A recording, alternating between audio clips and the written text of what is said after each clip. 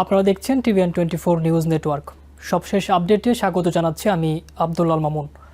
Louisiana স্টেটে ঘটে যাওয়া ভয়াবহ গুলির ঘটনায় অন্তত ৮ শিশু নিহত হওয়ার ঘটনায় দেশ জুড়ে শোক ও ক্ষোভ ছড়িয়ে পড়েছে। পুলিশ জানিয়েছে এটি একটি পারিবারিক সহিংসতার ঘটনা যা কয়েকটি বাড়ি জুড়ে সংঘটিত হয়েছে এবং যার ভয়াবহতা স্থানীয়দের স্তম্ভিত করে দিয়েছে। ঘটনাটি ঘটে রোববার ভোরে শ্রীপোর্ট শহরের সাউথ শ্রীপোর্ট এলাকার সিডার রোড পাড়ায়। পুলিশ প্রথমে গুলির শব্দ শুনে ঘটনাস্থলে যায়, কিন্তু সেখানে পৌঁছে তারা যে দৃশ্য দেখতে পায় তা ছিল অত্যন্ত মর্মান্তিক। একটি বাড়ির ভেতরে 7 জন শিশুর মরদেহ পড়েছিল। আরেকজন শিশুকে পাওয়া যায় বাড়ির বাইরে, যে সম্ভবত পালানোর চেষ্টা করেছিল। নিহত শিশুদের বয়স ছিল মাত্র 18 মাস থেকে 14 বছরের মধ্যে। এই তথ্যটি পুরো ঘটনাটিকে আরও বেশি হৃদয় বিদারক করে তুলেছে। তদন্তকারীরা জানিয়েছেন নিহতদের মধ্যে কয়েকজন হামলাকারীর নিজের সন্তান ছিল, যা এই ঘটনাকে আরও জটিল ও বেদনাদায়ক করে তুলেছে। পুলিশের ভাষ্য অনুযায়ী এই ঘটনায় আরও অত্যন্ত 2 জন প্রাপ্তবয়স্ক আহত হয়েছেন, যাদের হাসপাতালে চিকিৎসা দেওয়া হচ্ছে। তারা সম্ভবত একই হামলাকারীর আক্রমণের শিকার হয়েছেন। ঘটনার পর সন্দেহভাজন ব্যক্তি একটি গাড়ি ছিনতাই করে পালিয়ে যাওয়ার চেষ্টা করে। দ্রুত পদক্ষেপ নেয় পুলিশ এবং তাকে ধাওয়া করে বসিয়ার প্যারিশ এলাকায়। সেখানে পুলিশের গুলিতে তিনি নিহত হন, যদিও তার পরিচয় এখনও আনুষ্ঠানিকভাবে প্রকাশ করা হয়নি। তবে পুলিশ বলছে তিনি নিহত শিশুদের পরিবারের সদস্য ছিলেন। এই ঘটনার তদন্ত এখনও চলমান এবং পুলিশ জানিয়েছে অন্তত 4টি আলাদা জায়গায় তদন্ত চলছে। 2টি পাশাপাশি বাড়ি এবং আশপাশের আরও একটি বাড়ি এই ঘটনার সঙ্গে সংশ্লিষ্ট। পুলিশ কর্মকর্তারা বলছেন এটি একটি অত্যন্ত বড় ও জটিল অপরাধ স্থল, যা পুরোপুরি তদন্ত করতে সময় লাগবে। শ্রীপোর্ট পুলিশের কর্পোরাল ক্রিস বোর্ডেলন বলেন, এটি এমন একটি দৃশ্য যা তাদের অনেক সময় ধরে তদন্ত করতে হবে। একটি অংশ এতটাই ভয়াবহ যে সেটি প্রক্রিয়াজাত করতে কয়েক ঘন্টা লেগে যাবে। এই ঘটনার পর স্থানীয় ও জাতীয় পর্যায়ে শোক প্রকাশ করা হয়েছে। হাউস স্পিকার মাইকন জনসনের বলেন, এটি এক হৃদয় বিদারক ট্র্যাজেডি। তারা নিহত শিশুদের পরিবার এবং পুরো কমিউনিটির পাশে আছেন।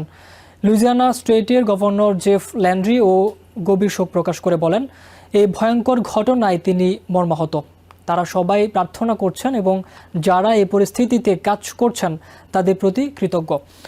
শ্রীপোর্টের মেয়র টম আর্সেনো এই ঘটনাকে শহরের ইতিহাসের সবচেয়ে ভয়াবহ ট্র্যাজেডিগুলোর একটি হিসেবে বর্ণনা করেছেন। তিনি বলেন, তারা এমন কিছু কখনো কল্পনাও করেননি। পুলিশ প্রধান ওয়েন স্মিথ জানান, এই ঘটনার ভয়াবহতা ভাষায় প্রকাশ করা কঠিন। তারা এখনও চেষ্টা করছেন পুরো ঘটনা বোঝার।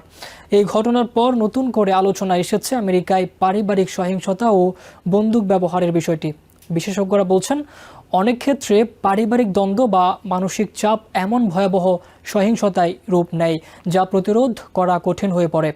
স্থানীয় সূত্রে জানা গেছে, ঘটনাস্থলের আশপাশের বাসিন্দারা আগে কখনো এমন সহিংসতার লক্ষণ দেখেননি। অনেকেই বলেছেন এটি ছিল সম্পূর্ণ অপ্রত্যাশিত একটি ঘটনা। তবে তদন্তকারীরা এখন খতিয়ে দেখছেন এই পরিবারের মধ্যে আগে কোনো সহিংসতার ইতিহাস ছিল কিনা।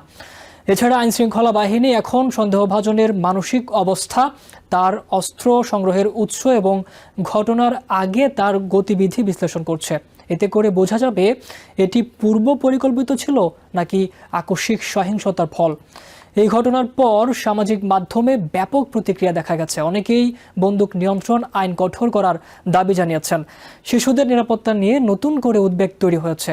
বিশেষজ্ঞরা বলছেন, এমন ঘটনা প্রতিরোধে শুধু আইন নয়, বরং মানসিক স্বাস্থ্যসেবা, পারিবারিক সহায়তা এবং আগাম সতর্কতা ব্যবস্থাও গুরুত্বপূর্ণ ভূমিকা রাখতে পারে।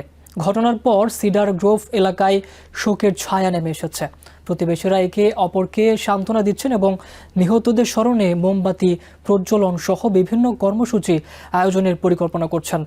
স্থানীয় স্কুল ও চার্চগুলোও ক্ষতিগ্রস্ত পরিবারগুলোর পাশে দাঁড়ানোর উদ্যোগ নিয়েছে। এই মর্মান্তিক ঘটনা শুধু একটি অপরাধ নয়, এটি একটি গভীর সামাজিক সংকেত।